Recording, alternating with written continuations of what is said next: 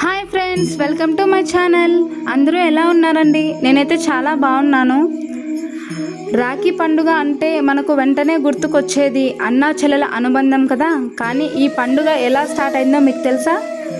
ఒకసారి కృష్ణుడు తన సుదర్శన చక్రంతో శిశుపాలుని చంపేటప్పుడు ఆయన చూపుడి వేలుకు గాయమై రక్తం వస్తుంది. పక్కనే ఉన్న ద్రౌపది ఒక్క క్షణం కూడా ఆలోచించకుండా తను కట్టుకున్న ఖరీదైన చీర ముక్కను చింపి ప్రేమగా కృష్ణుడి వేలికి కట్టు కడుతుంది.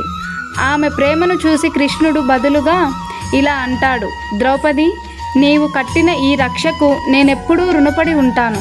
నా చెల్లెలిగా నేను మాట ఇస్తున్నాను. నీకు ఏ కష్టం వచ్చినా నేను కాపాడతానని ద్రౌపదికి మాట ఇస్తాడు. ఆ ఇచ్చిన మాటే చాలా ఏళ్ల తర్వాత నిండు కౌరవ సభలో ద్రౌపది వస్త్రాపహరణం జరుగుతున్నప్పుడు ఆమె కృష్ణ అని పిలవగానే అంతులేని చీరలను ఇచ్చి తన మానాన్ని కాపాడతాడు. చూసారుగా, అన్నగా చెల్లికి ఇచ్చిన మాటను శ్రీకృష్ణుడు ఎలా నిలబెట్టుకున్నాడో. అదే మన చరిత్రలో మొదటి రాఖీగా నిలిచిపోయింది. అంతటి విశిష్టత ఉన్న ఈ రాఖీ పండుగను జరుపుకోవడం నాకు ఎంతో సంతోషంగా ఉంది.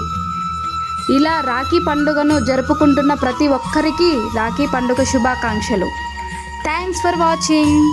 Please consider to subscribe, share, comment. Thank you.